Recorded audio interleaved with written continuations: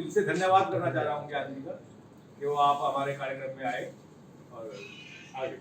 और एक और मतलब हमारे press club, Chandigarh press club के अध्यक्ष हैं आचार्य जी नलिन जी, वो भी हमारे कार्यक्रम में आए हुए हैं, तो उनका एक हमारे आपसे तो परिचय करा दिया था, ज्ञान जी से मैं परिचय कराना चाहता हूँ। हमारी ट्रिब्यून एम्प्लॉइज यूनियन है, उसके अध्यक्ष हैं अनिल गुप्ता जी, वो भी आए हुए हैं। हमारे को भी बड़ा ज्ञान का सहयोग मिलता रहा। मुझे आई रिमेम्बर 1989 जब हमने एक बहुत बड़ी एजुकेशन की थी, आपको याद होगा, आप लोग भी साथ थे। पूरे चंडीगढ़ में हमने एक बहुत बड़ा एजुकेशन किया था, पीजी में जाके ब्लड डोनेट किया। तो ज्ञान जी ने 30 सेक्टर में सारा रिफ्रेशमेंट का अरेंजमेंट, ज्ञान जी ने ये मेरी 3 दिन पहले नरेश कौशल जी के साथ रात को किसी शादी में बैठे थे, तो वहां डिस्कशन चल रही थी। हम इनको याद कर रहे थे कि इनका कितना बड़ा कंट्रीब्यूशन है ट्रेड यूनियन मूवमेंट को भी स्ट्रांग करने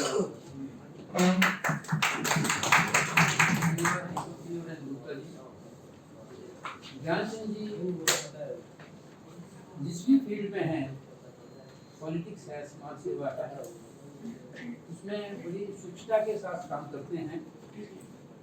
इनका व्यवसाय सेक्टर 30 में है और वहाँ जो प्रोडक्ट मिलते हैं बहुत बढ़िया होते हैं, उम्दा होते हैं, और बड़ी दूर दूर से लोग आके इनके यहाँ से वो प्रोडक्ट खरीदते हैं। ये जब चंडीगढ़ के मेयर बने तो क्योंकि इनका काम करने का ढंग बड़ा अलग हटके है, लोगों से बाकियों से अलग हटकर है, तो जब ये मेयर बने, मेयर की कुर्सी संभाली, तो बताते हैं तो पहले दिन जब कुर्सी पे बैठे तो वहाँ के जो ब्यूरोक्रेट थे वो इनके पास आए और इनसे कहने लगे कि गुप्ता जी आपके पास फाइनेंशियल पार्ट कोई नहीं है। तो कहते कोई बात नहीं, ठीक है कोई बात नहीं। इन्होंने उसी दिन जाके बाहर रूल्स रेगुलेशन पढ़े, तो इनको बिल्कुल उलट बात लगी। कहते आप कोई अनाउंसमेंट नहीं कर सकते, आप कुछ नहीं कर सकते, सब करूँगा मैं ही करूँगा। तो रूल्स रेगुलेशन पढ़े और दूसरे ही दिन उसको बुला के रूल्स एंड रेगुलेशन पढ़ा दिए। और उसके बाद वो रात बेरा जब भी गुप्ता जी कहते थे कि आके वहाँ हाजिर हो जाता है, ये कहते थे ये काम करना है, तो उनका बड़ा अलग ढंग है काम करने का। और अब मैं अपने पूर्व राष्ट्रीय उपाध्यक्ष और चंडीगढ़ जर्नलिस्ट के पूर्व अध्यक्ष श्री हरीश वशिष्ठ से निवेदन करूंगा कि श्रीफल और शाल देके गुप्ता जी का सम्मान।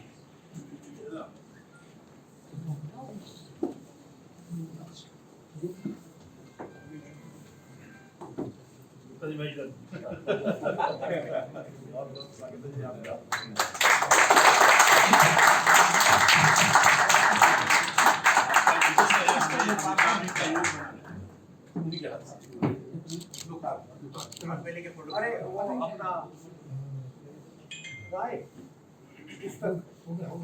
अच्छा ये दे दो ना, सबके हाथ में यही है।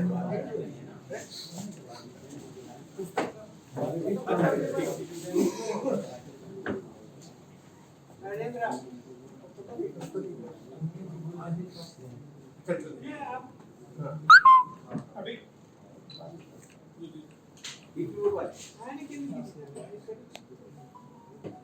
दोस्तों, अब मैं national union of journalist India के महासचिव श्री सुरेश शर्मा जी से निवेदन करूंगा कि अपने संगठन के बारे में और गतिविधियों के बारे में जानकारी दें।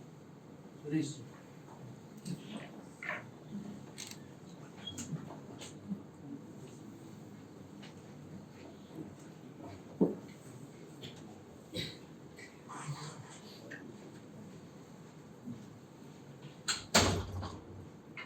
हरियाणा विधानसभा के माननीय अध्यक्ष श्री ज्ञानचंद गुप्ता जी, और राजनीति में मैं भी बहुत समय तक रहा था, तो इस प्रकार की जो प्रशंसा है वो सामान्यतया आज के ज़माने में, यानी आज के राजनीतिक जो कालखंड है, इसमें अचीव करना बहुत कठिन काम है, क्योंकि राजनीति और आजकल पत्रकारिता ये दोनों फिसलन वाली जगह है। पत्रकार भी फिसल रहे हैं और राजनेता भी फिसल रहे हैं, और ऐसी स्थिति में इतनी ख्याति और इतनी प्रशंसा यदि किसी नेता की होती है तो निश्चित रूप से हम सब लोग उसके लिए गौरवान्वित हैं। ऐसे गुप्ता जी को मेरा नमस्कार, नेशनल यूनियन और जर्नलिस्ट की तरफ से भी नमस्कार। मेरे राष्ट्रीय अध्यक्ष श्री मनोज मिश्र जी, पूर्व राष्ट्रीय अध्यक्ष जो आंध्र प्रदेश से पधारे हैं माननीय गुप्ता जी, गोपाला लक्ष्मण जी, अशोक मलिक जी हमारे राष्ट्रीय अध्यक्ष रहे हैं। और सबसे पहले मैं इन सारे जो देश भर से आए प्रतिनिधियों की ओर से आपका स्वागत करता हूँ। इन सबको मैं धन्यवाद देता हूँ कि इन्होंने अपना कीमती समय और कोरोना जैसी महामारी के बीच में अपना समय निकाल करके यहाँ 2 दिन से पत्रकारिता के क्षेत्र में जो आजकल स्थितियां हैं उन पर भी खुला मंथन किया। ट्रेड यूनियंस जो आजकल विभाजित हो रही हैं और छोटे छोटे स्वार्थ के कारण लोग छोड़ के जा रहे हैं, उन पर भी चर्चा की। पत्रकारों की जो समस्याएं हैं, जिनमें वेज बोर्ड भी है, जिनमें कोरोना के अंदर डेथ के बाद सेवाएं उनकी जो कि उन सब पर हम लोगों ने डिस्कस किया। इसका मैं विस्तार से प्रदान करूंगा। मैं आपको सबसे पहले माननीय ये बताना चाहता हूं कि यहाँ जो बैठे हैं उसमें हम लगभग 16 राज्यों के प्रतिनिधि हैं, जिसमें चंडीगढ़, हरियाणा, हिमाचल, पंजाब, दिल्ली, उत्तराखंड, उत्तर प्रदेश, झारखंड, बिहार, उड़ीसा, मध्य प्रदेश, राजस्थान, आंध्र प्रदेश, तेलंगाना, केरल और जम्मू कश्मीर। यानी कि जम्मू कश्मीर के प्रतिनिधि भी हैं और केरल के प्रतिनिधि भी हैं, आसपास के राज्यों के प्रतिनिधि भी हैं। और ये जितने भी प्रतिनिधि बैठे हैं ये सारे राष्ट्रीय कार्य समिति के सदस्य और प्रदेश के अध्यक्ष और महामंत्री और हमारे जो 5 सीनियर बड़े नेता हैं वो बैठे हैं। तो मेरा कहने का इसके पीछे आशय ये है कि जो ये है ये देश की पत्रकारिता की लीडरशिप जिसको कह सकते हैं, और साथ में ये भी कह सकते हैं कि राष्ट्रवादी पत्रकारिता की लीडरशिप जो है वो आज आपके चंडीगढ़ में और आपके क्षेत्र में बैठी है। मुझे लगता है कि ये हम सब लोगों के लिए बड़ी उपलब्धि और महत्वपूर्ण बात है। अब मैं आता हूं नेशनल यूनियन ऑफ जर्नलिस्ट के जो चरित्र है और उसका जो स्वरूप है उसका। तो ये जानकारी हम सब लोगों को है, आपको भी मैं जानकारी देना चाहता हूं कि 1972 में इस संगठन का गठन हुआ था, 97 में इसका रजिस्ट्रेशन हुआ और देश के इतने बड़े पत्रकार जिनके नाम को हम लेते हैं तो रोमांचित हो जाते हैं, जैसे अच्युतानंद मिश्र, हम ये भी इधर से श्याम घोषला जी और राधेश्याम शर्मा जी, ये सारे जो लोग हैं, के.एन. गुप्ता जी, के.एन. मलिक साहब, ऐसे बड़े बड़े दिग्गजों ने जो है इस यूनियन के अध्यक्ष और महामंत्री का पद पर बैठ करके इस यूनिट को, संस्थान को गौरव प्रदान किया। तो ऐसे वैचारिक और पत्रकारिता के लिए समर्पित लोगों के द्वारा गठित ये संगठन, जिसकी ये 2 दिनी बैठक हुई है। कोरोना काल में हम सब लोग इकट्ठे नहीं हो पा रहे थे और उसमें जो कैजुअलिटीज हम लोगों ने पत्रकारों में देखी है वो हम लोगों को भी एक प्रकार से भयावह स्थिति में पहुंचा देती है। ऐसी हमने अपने पत्रकारों को काम करते करते मरते देखा है। तो हम सब लोग इस बात को लेकर के भी चिंता करते हैं कि क्या कहने के बाद, जैसे माननीय प्रधानमंत्री जी ने अपना पहला संबोधन दिया था उसमें कहा था कि कोरोना वॉरियर्स के रूप में पत्रकारों को भी हम रखते हैं, लेकिन जो बाद में इसके संबंध में सुविधाएं और लाभ देने की बात आई उस समय सरकारें मुकर गई। कुछ राज्य सरकारों ने अपनी तरफ से की है, लेकिन जो होना चाहिए था वो राज्य सरकारों की तरफ से और केंद्र सरकार की तरफ से नहीं हुआ। तो ये हम सब लोगों की बड़ी चिंता इस बैठक में रही कि क्या हम घोषणाओं के बाद भी। दूसरा, हम लोगों ने इस बात की भी बड़ी चिंता की कि पत्रकारिता में जो विश्वास का संकट पैदा हो रहा है उसके पीछे के कारण क्या है। और हम सब लोगों ने लगभग ये मानक बनाया कि 4 जो बड़े स्तंभ हैं, पत्रकारिता, राजनीति यानी कि विधायिका जिसके आप माननीय संरक्षक हैं, कार्यपालिका और न्यायपालिका, इन चारों पर निगरानी यदि कोई रख सकता है तो वो खबरपालिका है। और निगरानी में जहां मैं समझता हूं कि आप भी कहीं कहीं आंशिक रूप से, क्योंकि आप जैसे नेता हैं तो आप आंशिक रूप से ही सहमत होंगे उससे, कि सभी क्षेत्रों में माफियागिरी शुरू हो गई है। इसमें पत्रकारिता में भी माफियागिरी शुरू हो गई है, क्योंकि जब अडानी और अंबानी अखबार खरीदेंगे और चैनल खरीदेंगे तो हम लोग क्या करेंगे, फिर क्या लिखेंगे उसमें। तो ऐसी परिस्थितियों में हम लोगों को भी भय लग रहा है कि जो ये राजनीति में भी माफियागिरी, व्यवसाय उद्योग में भी माफियागिरी और प्रोफेशनल क्षेत्र जो है उनके अंदर जो माफियागिरी पैदा हो रही है, उससे पत्रकारिता को ही सबसे बड़ा खतरा है, क्योंकि निशाने पर हम आते हैं, कोई नेता पर निशाना नहीं करता क्योंकि वो उसके साथ तालमेल कर लेता है। मुझे मध्य प्रदेश की एक घटना याद है, जब मैंने एक सवाल पूछ लिया कि भाई उमा भारती 4 बार मुख्यमंत्री वो रही हैं, केंद्र में मंत्री रही हैं, राज्य की मंत्री रही हैं, इंडिपेंडेंट चार्ज रहा है, इसके बाद भी वो मध्य प्रदेश में सरकार क्यों नहीं चला पाई? और शिवराज सिंह चौहान मुख्यमंत्री बनने के बाद पहला दस्तक करते तो वो चीफ मिनिस्टर के रूप में करते, इससे पहले उन्होंने कोई सरकारी फाइल पर दस्तक नहीं करा, तो वो सक्सेस कैसे होते? तो उन्होंने कहा कि जो भी जानकार मित्र थे उन्होंने कहा कि जो स्ट्रक्चर है राजनीति का, ब्यूरोक्रेसी का और इंडस्ट्रियलिस्ट का, उस स्ट्रक्चर में जो लोग काम करते हैं वो सक्सेस हो जाते हैं। उसके बाहर यदि कोई कुछ करने की कोशिश करता है तो उसको सफलता नहीं मिलती। लेकिन इनमें उलट देखा जाए तो नरेंद्र मोदी जी ऐसे हैं जिन्होंने उस सारे स्ट्रक्चर को ध्वस्त करके एक नया स्ट्रक्चर तैयार किया है, चाहे वो जो व्यवस्थाएं हमारी, क्योंकि राजनीति में ये जो शासन प्रमुख होता था वो कभी भी, मैंने हिंदुस्तान की, मेरे को 30 बरस 32 बरस पत्रकारिता में हो गए, हिंदुस्तान में कभी भी सांस्कृतिक और व्यवसायिक एक्टिविटीज को इतना महत्व नहीं दिया गया जितना अब दिया जा रहा है, जबकि अन्य शासनाध्यक्ष जब आते हैं तो वो इनको महत्व देते हैं। हमारे यहाँ से ही ऐसा महत्व नहीं दिया गया। तो जो ये बदलाव है, इस बदलाव के दौर में हम सब लोग जो पत्रकार हैं वो भी प्रभावित हो रहे हैं।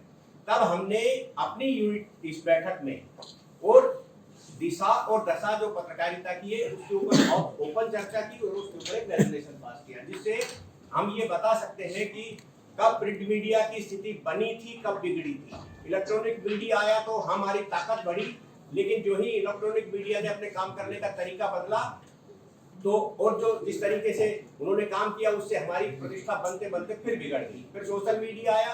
सोशल मीडिया जो है, हमने स्पष्ट अपने प्रस्ताव में लिखा कि सोशल मीडिया पहले था कि सूचना के अखबारों और चैनल से पहले सूचना देने वाला तंत्र था, लेकिन बाद में जो है वो वैचारिक प्रतिबद्धता और षड्यंत्र का हिस्सा हो गया, जिसके कारण रेपुटेशन सोशल मीडिया की गिरी, लेकिन नुकसान पत्रकारिता को हुआ। तो जो यहाँ बैठा हुआ क्रीम पत्रकार है देश भर का, वो इस बात को लेकर के चिंता जाहिर करता है कि क्या सोशल मीडिया के में लिखने वाले व्यक्ति को भी पत्रकार मान करके हम सब लोगों को लांछनित किया जाए?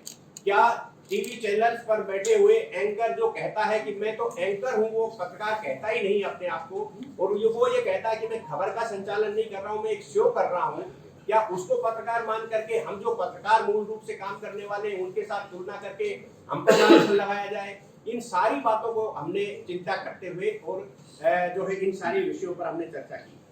इसके बाद जो आज हमारा जो सबसे बड़ी चिंता का विषय रहा, आज सुबह से हमने कम से कम 2 घंटे गुप्ता जी उस पर चर्चा की, वो है भारतीय प्रेस परिषद का। इस बार इस संवैधानिक संस्था ने न केवल अपने चरित्र को गिराया है, बल्कि अपने आप को गांव गली का एक जो संस्थान जो है वैसा बना करके उन्होंने रख दिया। जो नियम उन्होंने बनाए थे, वर्तमान चेयरमैन ने जो नियम बनाए थे, जो अपने फैसले दिए थे, उनको ही उलट करते हुए उन्होंने जिस तरीके की परिषद का गठन किया है, हम सारे लोगों ने इस बात की चिंता व्यक्त की है कि हम भारत के महामहिम राष्ट्रपति जी से मिलकर के ये कहेंगे कि क्या इस प्रकार से सुप्रीम कोर्ट का एक न्यायाधीश रिटायर होने के बाद, मैं पथभ्रष्ट और तो नहीं कह सकता क्योंकि हमारी मर्यादाएं हैं, लेकिन लगभग उस स्थिति तक कैसे पहुंच सकता है, वो कैसे, जो जिस फैसले में वो ये कह रहा है माननीय न्यायाधीश के रूप में, चेयरमैन के रूप में, कि ये आपके द्वारा दी गए तथ्य गलत है, इसलिए आपको वर्किंग जर्नलिस्ट नहीं माना जाए, और उससे कमजोर सपोर्टिंग डॉक्यूमेंट्स के बाद भी उसको जो है परिषद का मेंबर नियुक्त कर लिया जाता है, जिससे हम सब लोग बहुत चिंतित हैं कि क्या हमको देखने वाली, हम पर निगरानी रखने वाली संस्थाएं इस प्रकार की व्यवस्थाएं यदि देंगी तो हम पर क्या निगरानी रखेंगे? जिनके घर में खुद घोटाले होंगे या घपले होंगे या घायला होगा, वो हम पर क्या निगरानी रखेंगे? तो मुझे ये लगता है कि इस प्रकार की इन चिंताओं के बीच में हम सब लोगों ने अपनी ये कार्य समिति की बैठक को संपन्न करने, अब आपके आशीर्वचन के बाद, मार्गदर्शन के बाद हम लोग संपन्न करेंगे उसको। तो मुझे ये लगता है ये सारी चीजें आज सब लोगों के बीच में आना चाहिए थी, आपको भी हमें अपनी ये बात कहना था, और मैं आपका अत्यंत आभार प्रकट करता हूँ कि आप हमारे इस कार्यक्रम में आए। हम सब लोगों को आप अपना जो ज्ञान है, नाम के अनुरूप जो हमको जानकारी देंगे, उसके लिए मैं तो अग्रिम आपको धन्यवाद और बधाई देता हूं। और मुझे ये सौभाग्य है कि मैं इस कार्य समिति में महासचिव के रूप में हूं और आप सब लोगों को, मुझसे ज्यादा योग्य पत्रकारों के बीच में मैं अपनी बात कह पा रहा हूं। तो मैं आप सब लोगों को धन्यवाद देते हुए अपनी बात समाप्त करता हूं।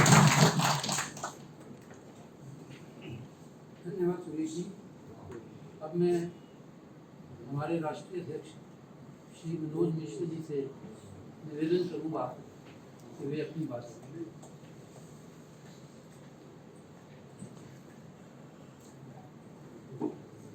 हरियाणा विधानसभा के माननीय अध्यक्ष ज्ञानचंद गुप्ता जी,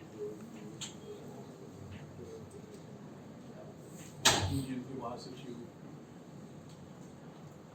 सुरेश शर्मा जी, पूर्व अध्यक्ष बाला लक्ष्मण जी, अशोक जी, हमारे उपाध्यक्ष कार्यक्रम का संचालन कर रहे जितेंद्र अवस्थी जी, चंडीगढ़ जर्नलिस्ट एसोसिएशन के अध्यक्ष अमरनाथ यूनिवर्सिटी महासचिव दुष्यंत देव,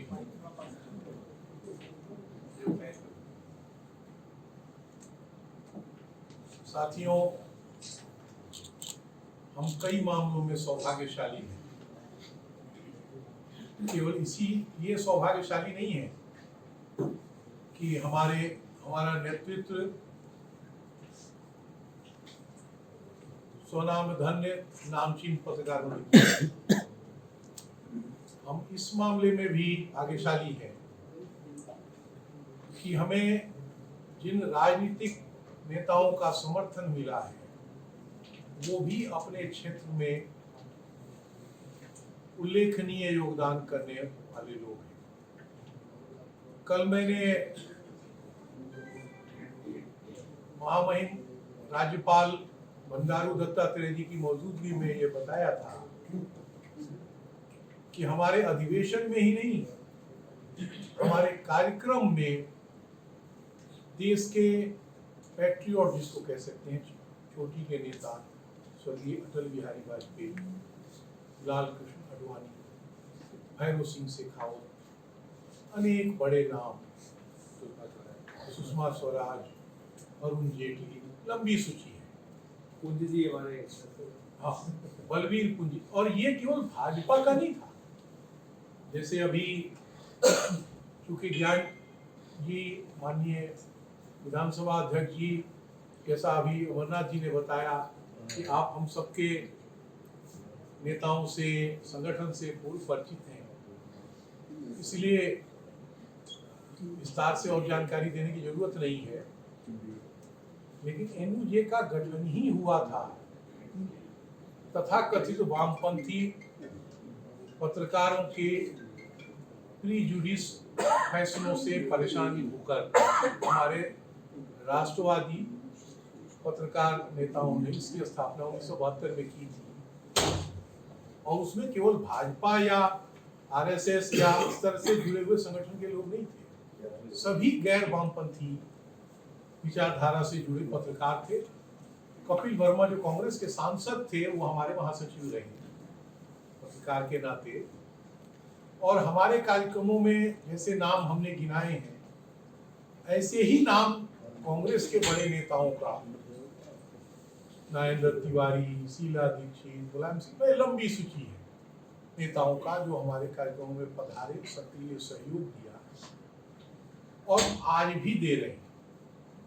हम इस मामले में भी सौभाग्यशाली रहे कि आप जैसे जनाधार वाले नेता, साफ सुथरी छवि वाले नेताओं का हमें लगातार आशीर्वाद मिल रहा है।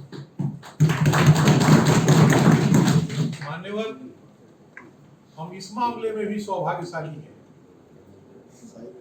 जैसा हमारे महासचिव ने बताया कि ये बैठक राष्ट्रीय कार्य समिति की है और इसमें केवल कार्य समिति के सदस्य जो 21 होते हैं, 31 होते हैं और अपने पदाधिकारी राष्ट्रीय और राज्यों के अध्यक्ष महामंत्री को ही और कुछ विशेष आमंत्रित, ऐसी संख्या बुलाई जाती है।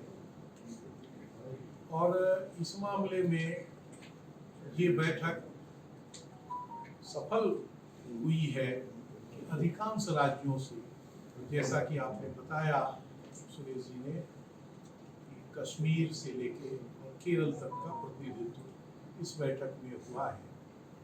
सबसे बड़ी बात है कि लीग से हटके इस बार 2 दिन की बैठक, जैसे अमरनाथ जी ने कहा वो 1.5 दिन हुई, थोड़ा कम, लेकिन इस 2 दिन की बैठक में उद्घाटन और समापन सत्र के अलावा 2 व्यावसायिक सत्रों में लंबी चर्चाएं हुई और उसमें अधिकांश सदस्यों की भागीदारी हुई और वो भागीदारी हमने दोनों चीजों के लिए किया।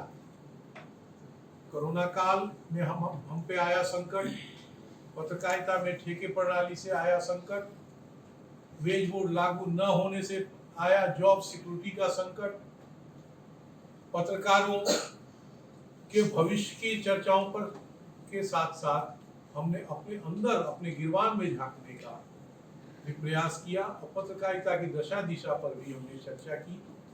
उसको कैसे ठीक किया जाए इस पे भी चर्चा की। हमने इमरजेंसी भोगा है माननीय विधानसभा अध्यक्ष जी खुद रहे होंगे उस जमाने में सक्रिय, और उसके बाद बिहार पुलिस भी भोगा है। हमारे साथी जो अग्रज थे तो उसमें ज्यादातर अफसरगी हो गए, उन्होंने इमरजेंसी में जेल भोगी, लड़ाई लड़ी प्रेस की स्वतंत्रता के लिए। हम प्रेस की स्वतंत्रता के पक्षधर थे, हैं और रहेंगे, लेकिन जो पत्रकारिता के क्षेत्र में जो गड़बड़ियां आ रही है, जिसके चलते पत्रकारिता पर लोगों का विश्वास कम हो रहा है, इस विश्वसनीयता के संकट से हम चिंतित हैं। और हमारा प्रयास है, एनयूजे का प्रयास है, देश के सबसे बड़े संगठन होने के नाते हमारा प्रयास है कि हम इस विश्वसनीयता को बहाल करें, और हमारा विश्वास है कि हम बहाल इसे करेंगे। जो समस्या है वो ये है कि बहुत सारे विधान ही नहीं बने हैं, जो एक सोशल मीडिया इंटरनेट वगैरह के माध्यम से जो अभी आ रहा है उसके लिए कोई नियमन नहीं है। हमने इसीलिए तीसरे प्रेस आयोग की मांग की है सरकार से, और हम लगातार संवाद इसमें करना चाह रहे हैं, चर्चाएं कर रहे हैं, जिसमें मीडिया की हर विधा शामिल की जाए और उसका नियमन कैसे हो, उस पर सरकार का नियंत्रण या किसी शासन के नियंत्रण के बजाय कैसे उसका नियमन हम करें। नियमन नियंत्रण में जो फर्क है वो उसका ध्यान हम रखेंगे और उसको ठीक करें, ये भी प्रयास हमने किया है। पत्रकारों की समस्याएं, जैसे समाज के विविध क्षेत्र के लोगों की समस्याएं अनंत है, उस पर विस्तार से मैं आप काफ़ी जानते होंगे, लोग मिलते होंगे, उस पर विस्तार से मैं चर्चा नहीं करना चाह रहा। लेकिन जो कोरोना महामारी ने बाकी क्षेत्रों के लोगों के साथ साथ पत्रकारों के परिवार, पत्रकारों का जो नुकसान किया, उससे हम सब आहत हैं। उस कोरोना काल में एनयूजे की राज्य इकाइयों ने उल्लेखनीय भूमिका अदा की है। विभिन्न संगठनों ने काम किया, हमारे लोगों ने भी काम किया, इसका हमें संतोष है। लेकिन ये काम बहुत थोड़ा है, जितना संकट था उसको कैसे और बेहतर किया जाए, कैसे जिन्होंने अपनों को खोया या जिनकी नौकरियां चली गई या जो दूसरे तरह की आर्थिक परेशानियों में पड़े, उनको कैसे बेटर किया जाए, इस पे हमें गंभीरता से चिंतन करने की जरूरत है। और इसका समाधान सरकार से मिलके समाज के सहयोग से हम करें, ये हमारा प्रयास होगा। हम सब आदरणीय विधानसभा अध्यक्ष जी को सुनने की इच्छा रखते हैं। मैं अपनी बात यहीं खत्म करता हूँ। धन्यवाद।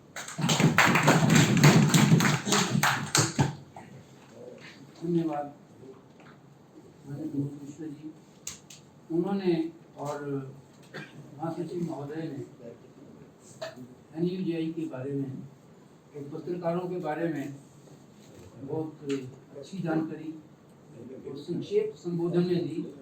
बहुत बहुत धन्यवाद। स्पीकर साहब को सुनने के लिए सब बेसाब हैं, लेकिन जैसे कि यहाँ कहा गया कि कश्मीर से लेकर कन्याकुमारी तक कई राज्यों के प्रतिनिधि यहाँ आए हुए हैं। कोरोना की वजह से हमारी फिजिकल मीटिंग नहीं हो पाती थी, तो अब ये फिजिकल मीटिंग आदेश हुआ कि चंडीगढ़ वाले करें, तो चंडीगढ़ यूनिट ने सभी साथियों ने मिलकर बहुत थोड़े समय में ये आयोजन करने की एक कोशिश की है। उसमें जो कमियां रही हम उसका उसके लिए क्षमा याचना करते हैं, लेकिन स्पीकर साहब के हम बहुत धन्यवादी हैं कि उन्होंने हमारे बीच आकर हमारे इस कार्यक्रम को चार चांद लगाए। मैं एक बात है कि देखी जो नब्ज मेरी तो हंस के बोला वो, देखी जो नब्ज मेरी तो हंस के बोला वो, जा जमाले महफिल दोस्तों के साथ तेरे मर्ज की दवा वही है। दोस्तों से रिश्ता रखा करो जनाब, ये वो हकीम है जो अल्फाज से मर्ज ठीक कर देते हैं। खींच कर ये दोस्त जो है ये खींच कर उठा देते हैं उम्र की चादर, ये कमबख्त बूढ़ा होने ही नहीं देते। हम ये स्पीकर साहब के धन्यवादी हैं कि पत्र मतलब एक तो हमें मौका दिया गया देशभर के पत्रकार इकट्ठे हुए दोस्त इकट्ठे हों तो, और स्पीकर साहब हमारे बीच में आए, दूसरी फील्ड के हैं, दोस्तों के साथ लहर जमाने के लिए उनका बहुत धन्यवाद। अब हमारे स्पीकर साहब हमारे जो हिमाचल के जो साथी हैं वो सम्मान का प्रतीक एक टोपी आपको भेंट करना चाहते हैं, उनसे निवेदन है कि आए वो टोपी।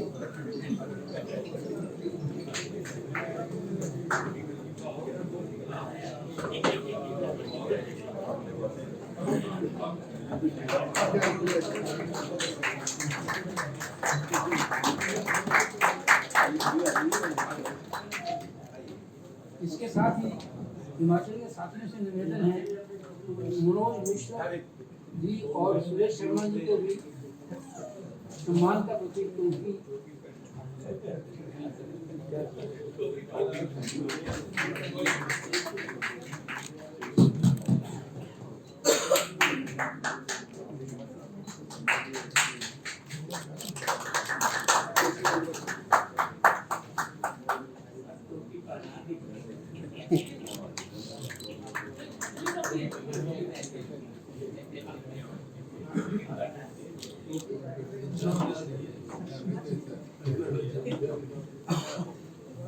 ये बढ़िया काम कर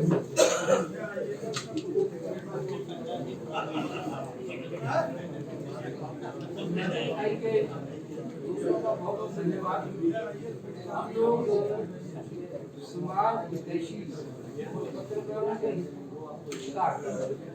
हितैषी श्री ज्ञानचंद गुप्ता जी को सुनने के लिए विचार रहे थे। उससे पहले दो छोटे से संक्षिप्त कार्यक्रम हैं, वो मैं इसी के निवेदन से और आपकी अनुमति से करना चाहता हूँ। हमारे जो दिल्ली यूनिट है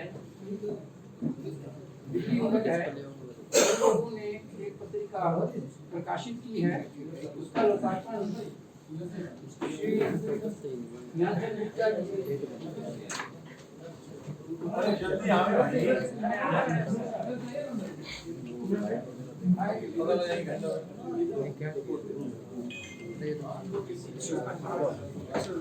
आप मिलेंगे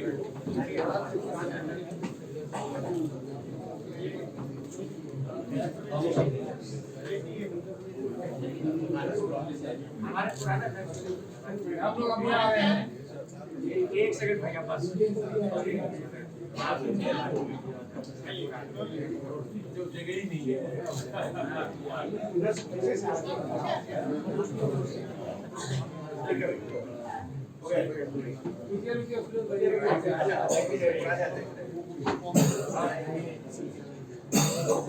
आइए आइए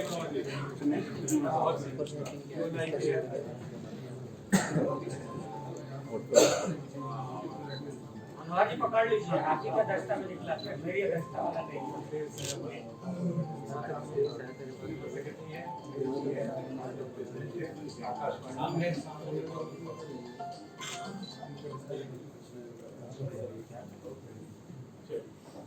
इसके साथ ही आंध्र प्रदेश के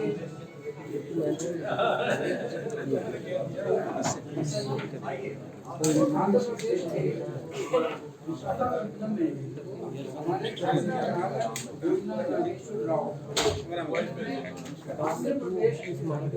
आंध्र प्रदेश मैं पानी के ऊपर एक किताब लिखी थी इंग्लिश में, उसका हिंदी संस्करण है, उसका लोकार्पण आपके हाथ में।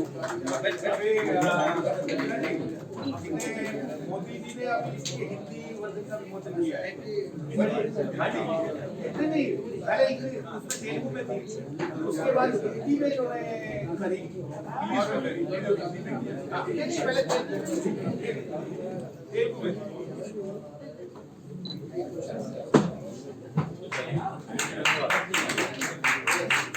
जो वहाँ पानी की समस्या है उसका बड़ा विस्तृत आंकड़ों के साथ उल्लेख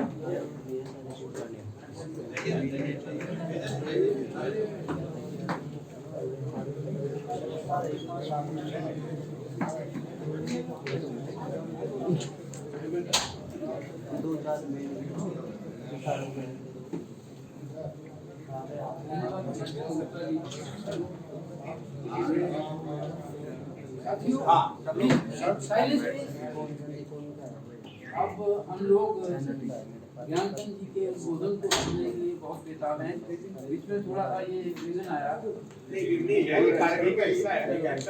उसके लिए क्षमा। अब मैं उनसे निवेदन करूंगा कि हम लोगों को वो अपना मार्गदर्शन दें। श्री ज्ञानचंद गुप्ता।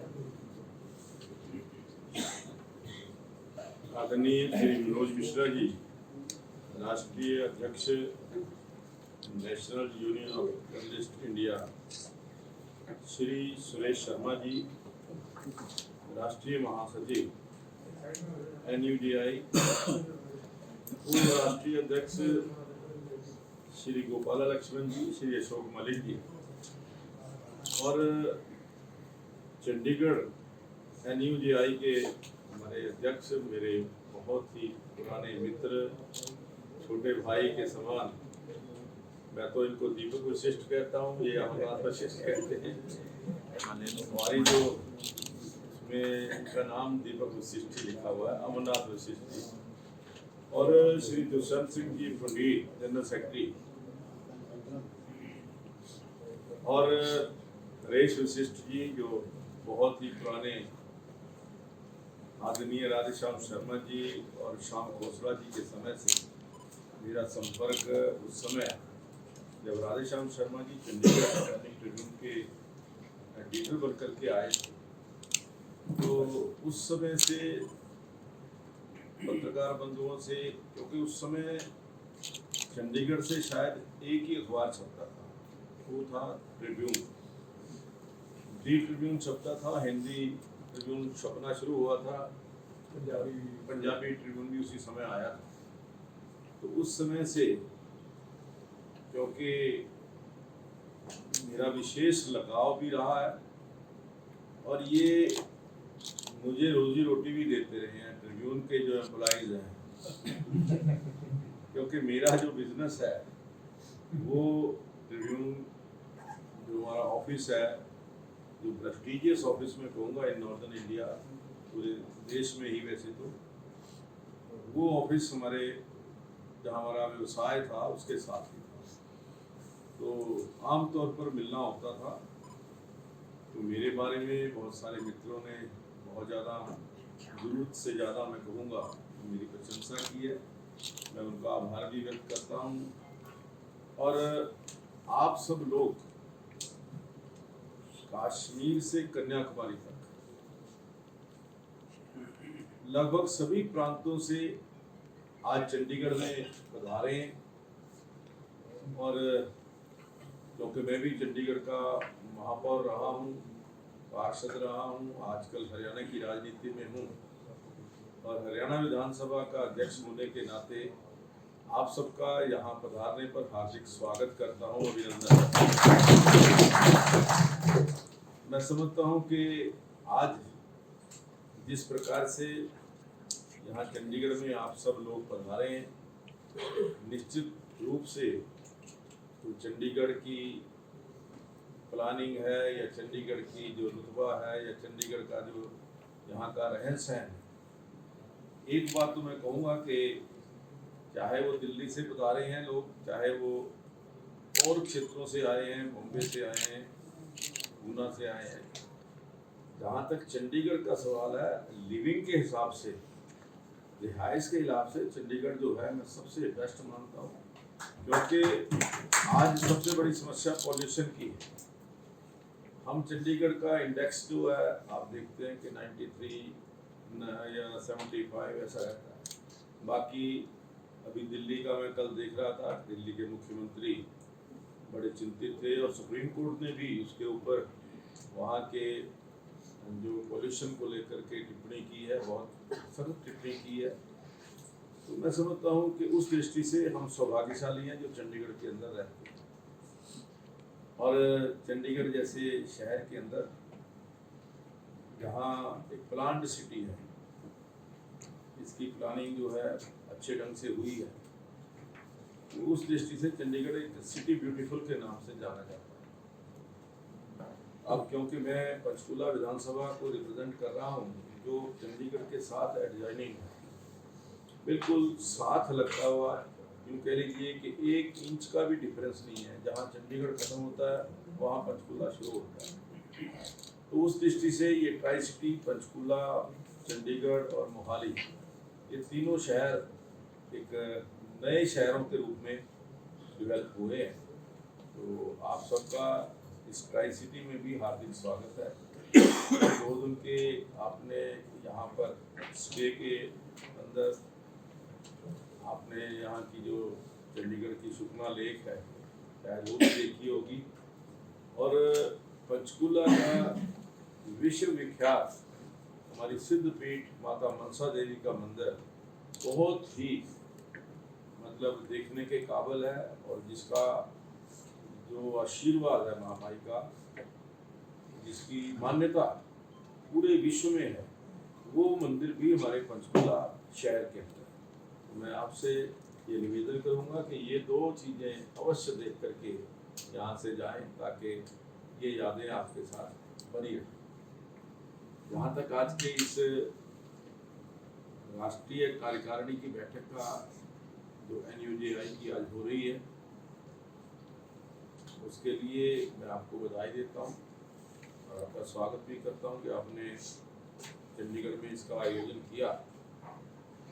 आज मैं समझता हूँ कि लोकतंत्र में, जैसा अभी कहा कि विधायिका, कार्यपालिका और न्यायपालिका, और इसके साथ जो 4th पिलर ऑफ डेमोक्रेसी जिसे हम कहते हैं वो प्रेस है, मीडिया। ये चारों स्तंभ यदि मजबूत होंगे तो हमारा लोकतंत्र मजबूत होगा। अगर एक भी स्तंभ कमजोर हो गया तो मैं समझता हूँ कि लोकतंत्र को खतरा पैदा हो जाएगा।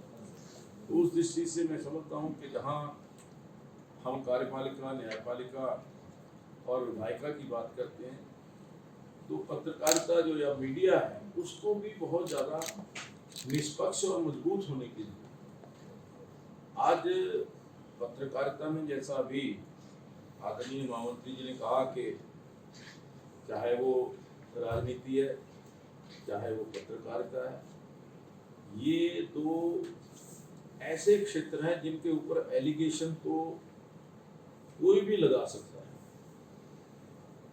अगर किसी पत्रकार ने स्वतंत्र अपनी सोच के साथ कुछ ऐसा विचार व्यक्त किया जो मुझे सूट नहीं करता, वो एक एलिगेशन लगा देता है कि ये तो विज्ञान। ऐसा आमतौर पर जो बड़े पत्रकार हैं वहाँ तो पहुँच नहीं होती, लेकिन आमतौर पर जो छोटे शहरों के अंदर इस प्रकार की चीज़ें कहीं कहीं देखने को मिलती हैं और एलिगेशन लगते हैं। तो उसको, उस एलिगेशन से हम किस प्रकार से बच सकते हैं, किस प्रकार से वो हमारे ऊपर कोई इस प्रकार का आरोप प्रत्यारोप ना लगे, इसके लिए हमें जैसा कहा ना कि भी अपनी कार्यशैली के अंदर पारदर्शिता, या जो हमारी कार्यशैली है उसके अंदर निष्पक्षता, वो एक पत्रकार के लिए बहुत आवश्यक है। पहले तो क्या था कि केवल प्रिंट मीडिया, जब से हम देख रहे हैं कि सालों से प्रिंट मीडिया के बाद इलेक्ट्रॉनिक मीडिया आया, इलेक्ट्रॉनिक मीडिया के बाद अब सोशल मीडिया आया। जब तक तो प्रिंट मीडिया था, प्रिंट मीडिया के अंदर बहुत सारे अच्छे लेख भी आते थे, बहुत अच्छी कहानियाँ भी आते थे और विचार भी, अच्छे विचार सब पत्रों के अंदर, समाचार पत्रों के अंदर उस समय आते थे। और उस समय समाचार पत्र भी बहुत कम थे। आज समाचार पत्रों की संख्या हजारों के अंदर।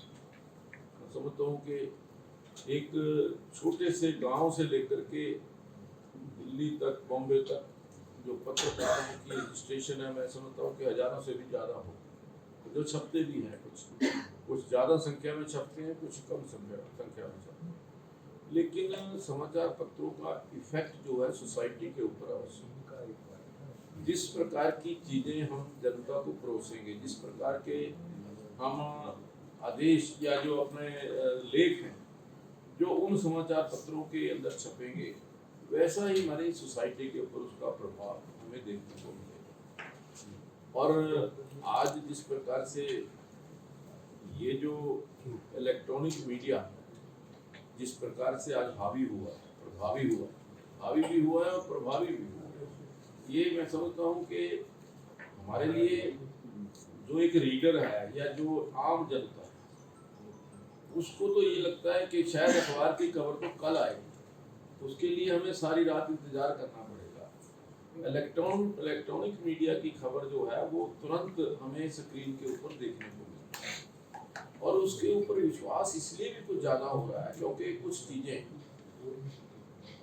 और स्क्रीन के ऊपर हमें लाइव दिखाई देती है कि लाइव हम कोई वक्तव्य दे रहे हैं, कोई बात कर रहे हैं, वो स्क्रीन के ऊपर हमें लाइव दिखाई देती है।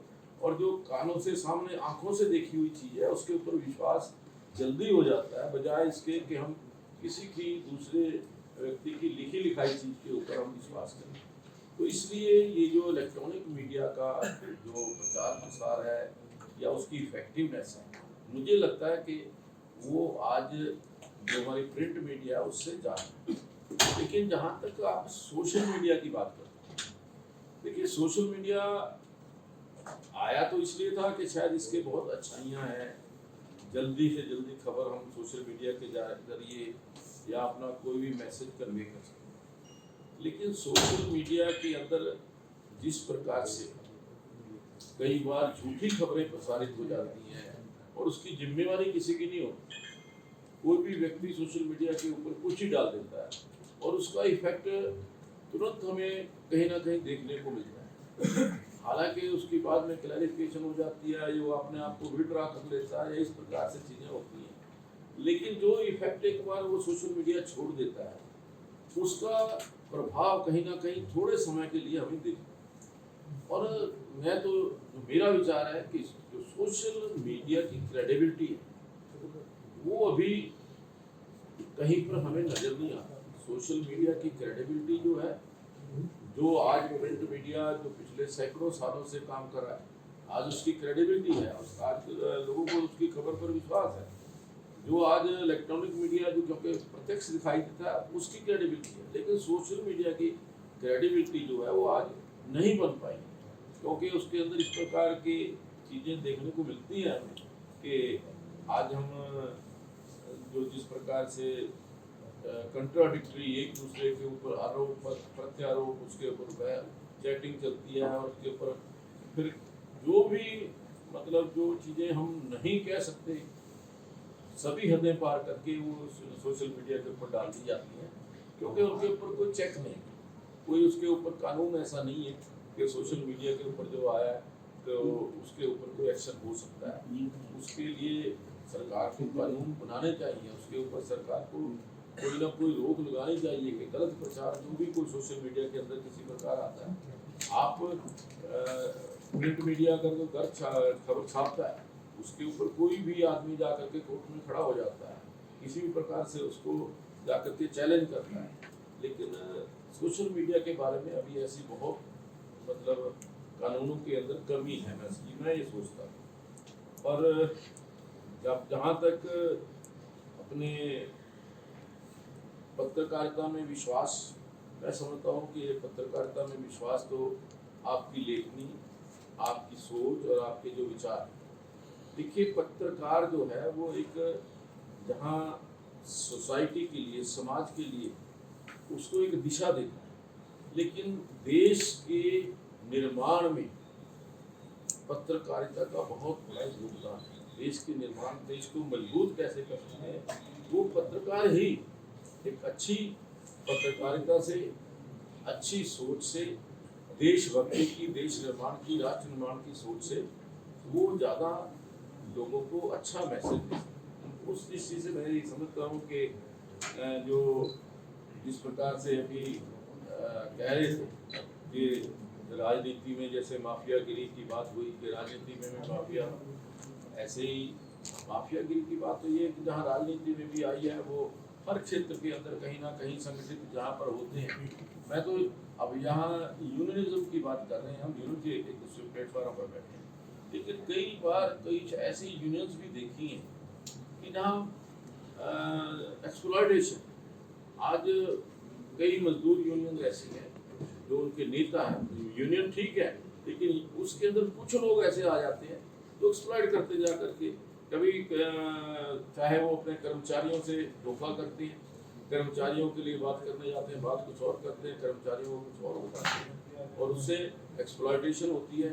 जो बड़े बड़े इंडस्ट्री वाले हैं या जिनके बारे में कुछ मजदूर अपनी आवाज़ उठाता है, लेकिन उसके मजदूर की आवाज़ रह जाती है, और जो इंडस्ट्री वाला आवाज़ है, तो फिर वहाँ कुछ ना कुछ जो है वो अविश्वास पैदा होता है। कुछ ना कुछ वहाँ पर ये नज़र आता है कि कुछ ना कुछ गड़बड़ जा रहा है। और इसी प्रकार से जहाँ पर ये बात ये है कि मैंने पहले कहा कि सबसे ज़्यादा सॉफ्ट टारगेट जो है वो पॉलिटिशियन है।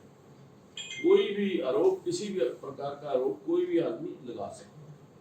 और मैं छोटी सी चीज़ आपसे शेयर करता हूँ कि मैंने जब राजनीति में, तो वैसे तो मैं 1980 में आ गया, 1991 के अंदर मुझे प्रदेश का अध्यक्ष बनाया चंडीगढ़ बीजेपी।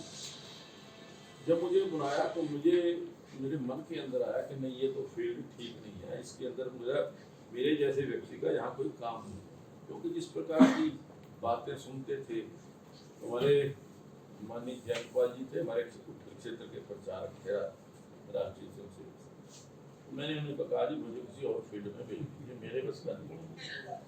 तो क्यों बोल रहे हो करने? मैं कहा जी तो सारा गंदगा, यहाँ तो सारे गालियाँ निकालते हैं लोग आपके ऊपर, जो है ना, कोई भी कुछ ही कह जाता है कि राजनीति वाला तो ये है, राजनीति पॉलिटिशियन तो ये है। कहने लगे आप ये काम करना है, काम तो करना है। कहने लगे अगर राजनीति के अंदर सभी गंदे लोग ही हो जाएंगे तो फिर इसको ठीक कौन करेगा?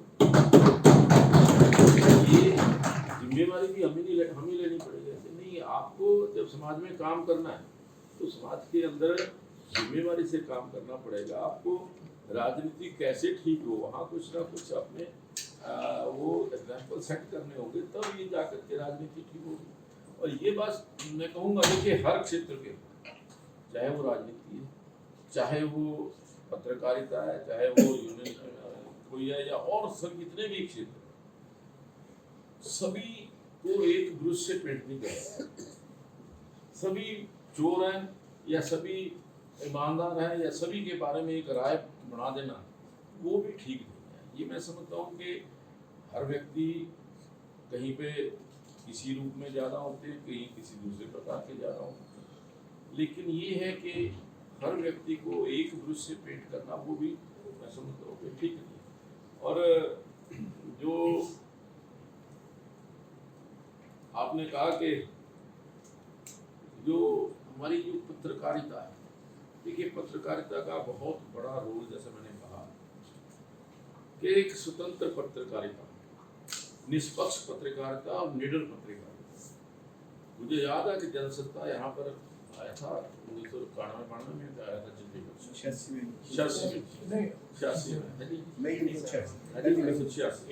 86 तो वो एक उन्होंने स्लोगन, वो लाइन लिखी थी, मैं वहाँ लाइन दी थी कि सबको खबर दे और सबकी खबर ले। तो वो एक ऐसा था कि एक ये था कि जो खबर जनसत्ता में छप जाती थी उस समय ये लगता था कि भी जो ये कह रहे हैं बिल्कुल सच कह रहे हैं, और उसके ऊपर जो अधिकारी हैं, जो ब्यूरोक्रेसी है, उसको भी डर लगता था कि अगर जनसत्ता में खबर आ गई तो गड़बड़ हो जाए। लेकिन मैं समझता हूँ कि उसके पश्चात सभी जो पेपर्स हैं उन्होंने अपने अपने आयाम तय किए हैं, अपनी अपनी एक जो अपने जो सोच है या जो अपनी कार्यशैली है उसके अंदर पत्रकारों ने बहुत इम्प्रूवमेंट की है। और आज मैं समझता हूँ कि इस अवसर पर मैं तो यही कहूँगा कि प्रेस की जो स्वतंत्रता है उसको और कैसे मजबूत किया जा सकता है, प्रेस को और ज़्यादा कैसे ताकतवर बनाया जा सकता है, ताकि वो मीडिया के माध्यम से, प्रेस के माध्यम से जो देश के निर्माण में, राष्ट्र के निर्माण में और समाज के अच्छे निर्माण में अपना सहयोग दे सके। इतना ही मेरा आप सबसे निवेदन है। आपने मुझे आमंत्रित किया।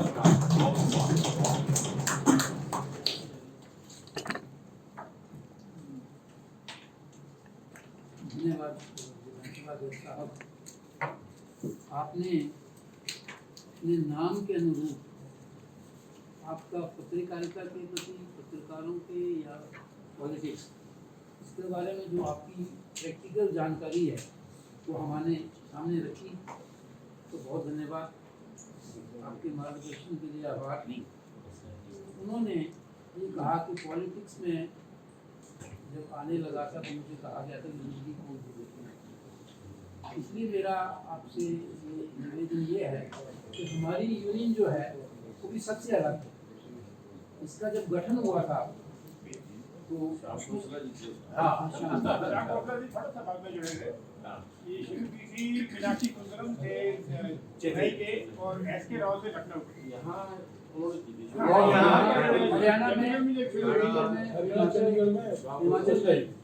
चंडीगढ़, पंजाब, लेकिन एक बड़ी महत्वपूर्ण जानकारी अवस्थी जी दे रहे हैं। हम लोग जो हैं, हमारी यूनियन एसोसिएशन यूनियन जो है वो कुछ जो नैतिक मूल्य हैं उनको सामने रखकर उसका गठन हुआ था और उसका पालन आज तक हो रहा है। इसमें सबसे बड़ी अच्छी बात यह है कि जो हमारे संस्थापक थे उनका आशीर्वाद है या उनका जो मंतव्य था, सोच थी, हमारी यूनियन में जिसने भी कोई गड़बड़ करने की कोशिश की है या तो वो खुद अलग हो जाता है या उसको निकाल दिया जाता है। दूसरी बात, जो आपने निष्पक्षता और पारदर्शिता की बात की, वो हमारे यहाँ उसका बहुत सम्मान किया जाता है। और आपके जानकारी के लिए शायद आपको क्या होगा, बता दूं कि हमारी यूनियन ने पत्रकारों के लिए स्वनियमन के लिए एक आग्रह डिक्लेरेशन बनाई है। उसमें सारे पत्रकारों को क्या करना चाहिए, क्या नहीं करना चाहिए, उसका पालन किया जाता है। सबसे बड़ी बात यह है कि हमारे अध्यक्ष और महामंत्री स्टेट यूनिट्स के लिए तो सिर्फ एक टर्म इलेक्शन लड़ सकते हैं, उसके बाद मठाधीश का कोई मठाधीश का कोई बात ना है। तो अब पत्रकार पॉलिटिशियन की हैं तो आपसे सहयोग की जरूरत है। तो मैं इस हाथ के लिए भी मैं अपनी तरफ से अपने जो मेरा ऐच्छिक कोच है, जो हमारी यहाँ की इकाई है, उसकी 2 लाख रुपया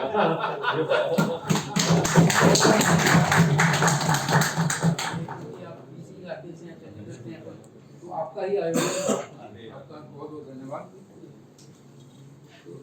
चिरागों को आंखों में महफूज रखना, बड़ी दूर तक रात ही रात होगी। जहां वादियों में नए फूल आए, हमारी तुम्हारी मुलाकात होगी। रास्ते अलग हैं लेकिन मुसाफिर हैं। मुसाफिर हो तुम भी, मुसाफिर हैं हम भी, किसी मोड़ पर मुलाकात होगी। धन्यवाद। देखिए, रास्ता आपका भी वही है, हमारा भी वही है। राष्ट्र हमारा जो है वो हमारा है, राष्ट्र की सेवा, राष्ट्र का निर्माण है, उसके लिए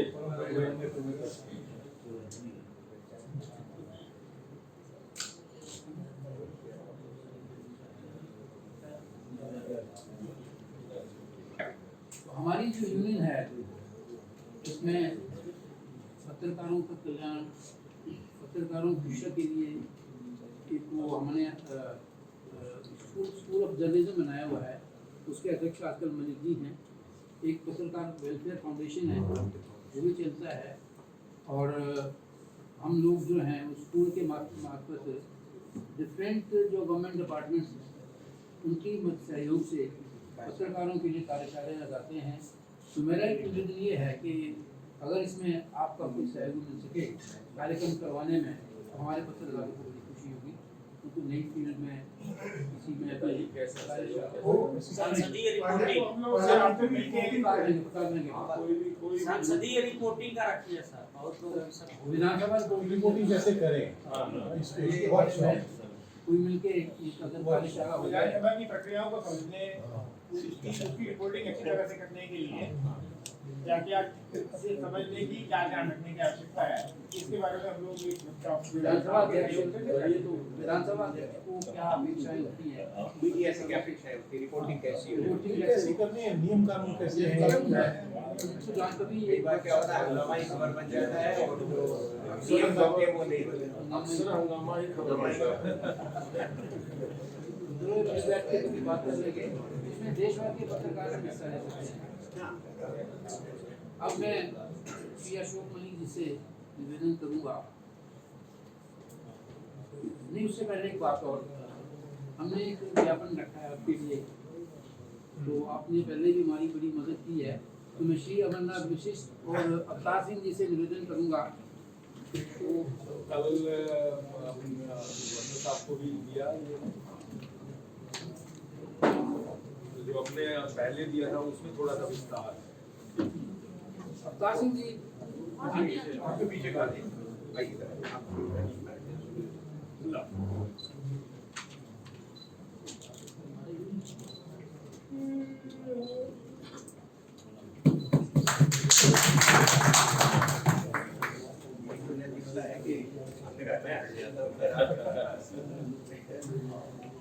तो अन्य संगठन में ये होता है नहीं, मैं तो ये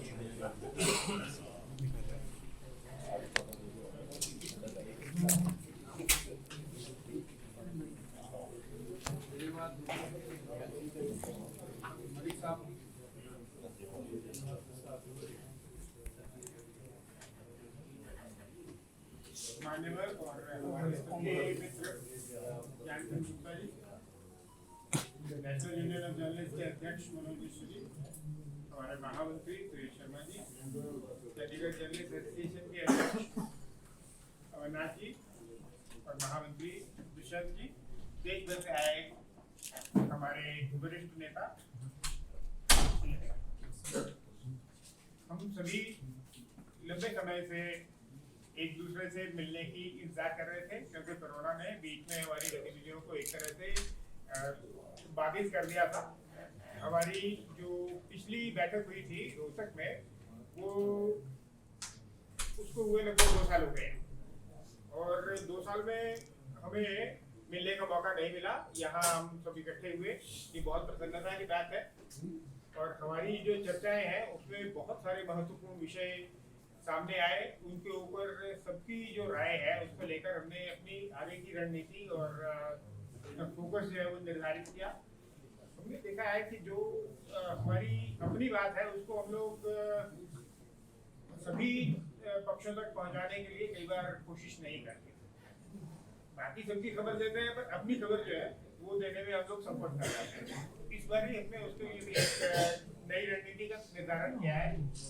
हम लोग अपने जो महत्वपूर्ण विषय हैं, जो सार्वजनिक चर्चा के विषय हैं, उनके बारे में सभी संसद सदस्यों को कोशिश करेंगे कि सभी विधायकों को, सभी सरकारों को, सभी जो जागरूक सोसाइटी है, सिविल सोसाइटी है, उनके सदस्यों तक पहुंचाने की एक नई रणनीति का हमने यहाँ पे निर्धारण किया है।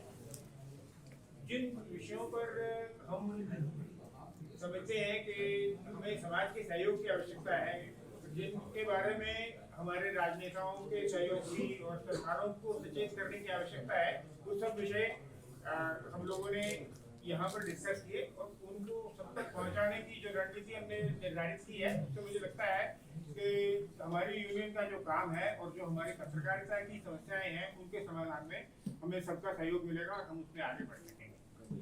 आज आप पधारे और आपने जो हमारे काम के बारे में अपना अनुभव है, जो हमें करना चाहिए उसके बारे में जो आपने बातें कही, वो सब हम लोग ध्यान से सुने हैं और मुझे विश्वास है कि ये संदेश देश के हमारे सभी जो संगठन है उनके आम सदस्यों तक भी पहुंचेगा और पत्रकार जगत को हम ये मार्गदर्शन शेयर कर सकेंगे।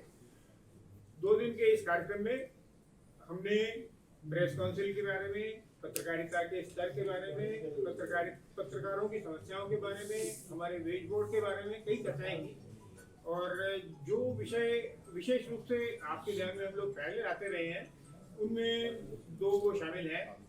एक पत्रकारों की जो सामाजिक सुरक्षा का विषय है उसके बारे में आपने जब आप चुनाव की प्रक्रिया में थे तब भी मुख्यमंत्री जी को पत्र लिखा था और हमने मुख्यमंत्री जी से मिलकर भी बात करी थी। पिछली बार जब हम उनसे मिले थे तो उन्होंने ये संकेत दिया था कि दिवाली से पहले वो कुछ उस बारे में शायद कदम उठाएंगे।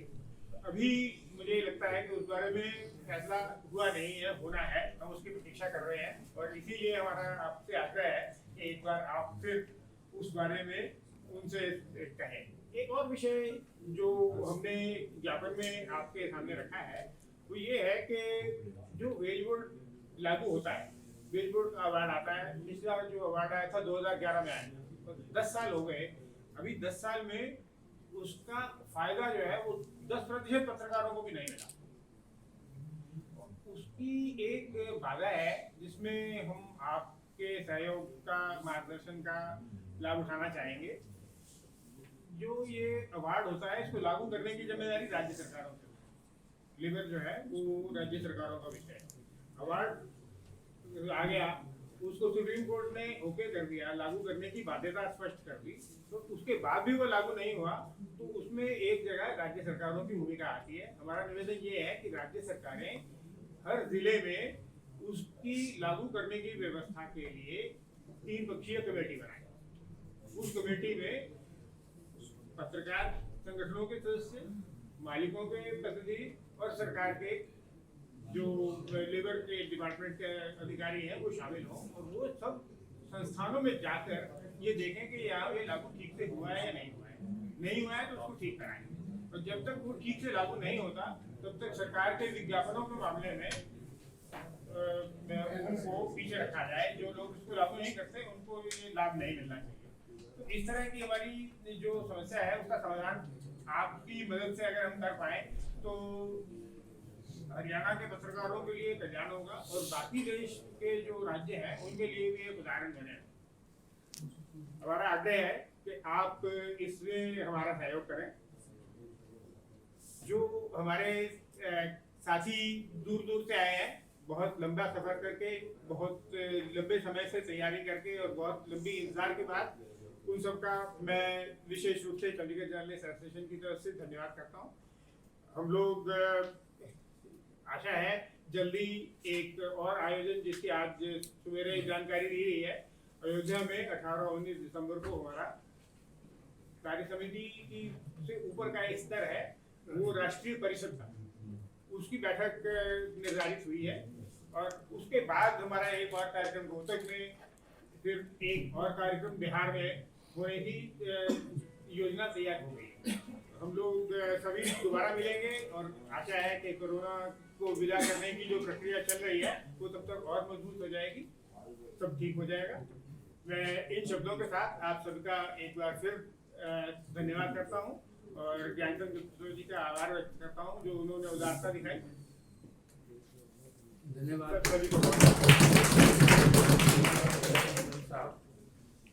अब अध्यक्ष महोदय के साथ हमारे भोजन से पहले थोड़ा सा दीपक जी वो समापन उद्बोधन करेंगे।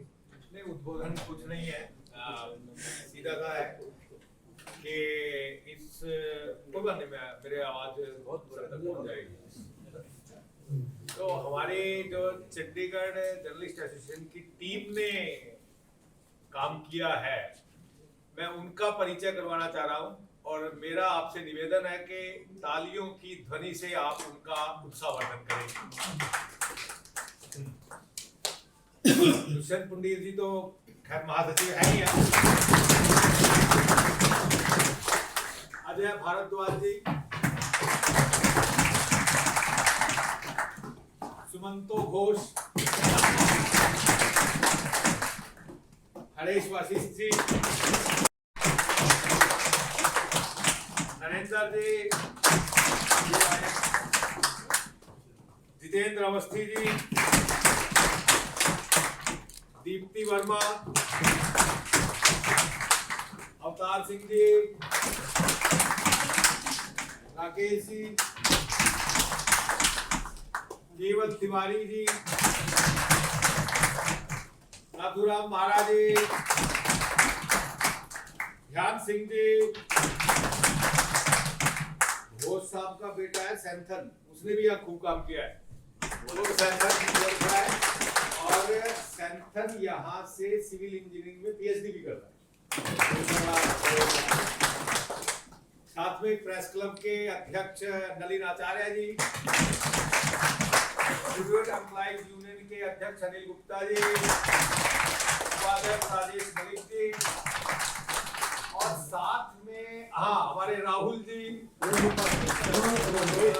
रोहित जी के साथ अपने टीम के दो और अतुल जी है और एक अभिषेक जी। और नीटर जो जिसमें हम कार्यक्रम कर रहे हैं, उन्होंने भी हमारा बड़ा सहयोग किया इस सारे मामले में। हाँ, नरेंद्र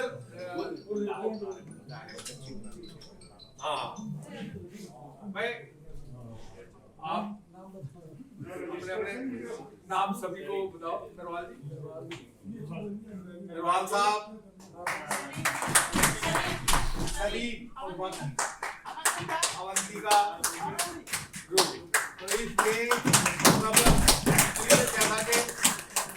बहुत कम समय में हम साहस नहीं कर पा रहे थे कि हम ये सारा कर लेंगे, लेकिन जब ये निर्णय हुआ कि करेंगे तो टीम एकदम मतलब साथ खड़ी हुई और वो कोरोना वाला जो भय था वो सब निकाल कूद के फिर वो सब जुड़े, जूझते भी रहे।